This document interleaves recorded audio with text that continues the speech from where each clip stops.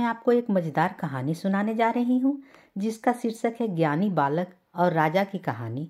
तो चलिए शुरू करते हैं। कई वर्ष पहले की बात है। युधिष्ठिर नाम का एक राजा हुआ करता था। उसे शिकार का बड़ा शौक था। एक बार वह अपने सैनिकों के साथ शिकार के लिए जंगल गया हुआ था। वो जंगल काफी घना था। शिकार की तलाश में वह जंगल में काफी अंदर तक चला गया था। तभी वहां अचानक तेज तूफान आ गया। सब तितर बितर हो गए। जब बारिश रुकी तो राजा ने देखा कि उसके आसपास कोई भी नहीं है। राजा अकेला था। उसके सैनिक उससे बिछड़ गए थे। शिकार की तलाश में भटकने की वजह से राजा थक भी गया था। भूख और प्यास के मारे उसका बुरा हाल हो रहा था।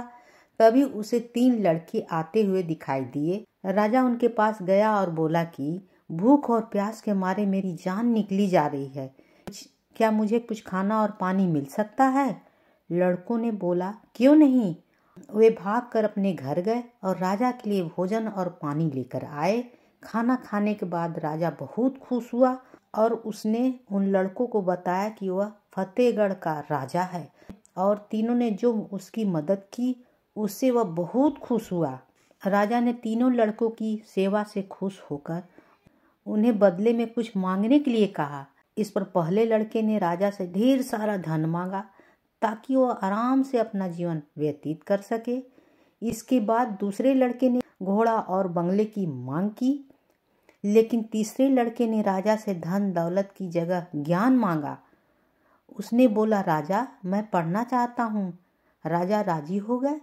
उसने पहले लड़के को वादा के अनुसार बहुत सारे धन दिए, दूसरे लड़के को बंगला और गाड़ी दिया और तीसरे लड़के के लिए टीचर की व्यवस्था कर दी।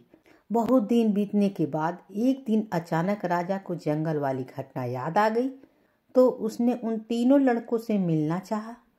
उसने तीनों को खाने पर आमंत्रित किया। तीनों लड़के एक साथ आए और खाना खाने के बाद राजा ने उन तीनों लड़कों से हाल चाल पूछा। इस पर पहला लड़का दुखी होकर बोला, इतना धन पाने के बाद भी मैं आज गरीब हूँ। राजा जी, आपने जितना धन मुझे दिया था वह सब खत्म हो चुका है। मेरे पास कुछ नहीं बचा।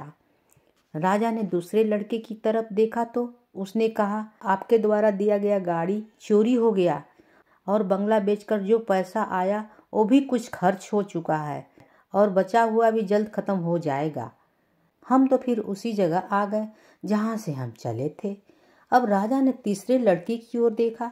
तीसरे लड़के ने बोला, राजा जी, मैंने आपसे ज्ञान मांगा था जो रोजाना बढ़ रहा है। इसी की नतीजा है कि आज मैं आपके दरबार में मंत्री हूँ। आज मुझे किसी चीज की जरूरत नहीं है। यह सुनकर दोनों युवक को काफी अफसोस हुआ कि क्यों न हम भी ज्ञान मांग लेते ताकि मैं भी राजा के दरबार में कुछ नौकरी चाकरी करता। इस कहानी से हमें यह सीख मिलती है कि ज्ञान ही सबसे बड़ी पूंजी है। ज्ञान से बड़ा धन कोई नहीं है। कहानी होती है समाप्त।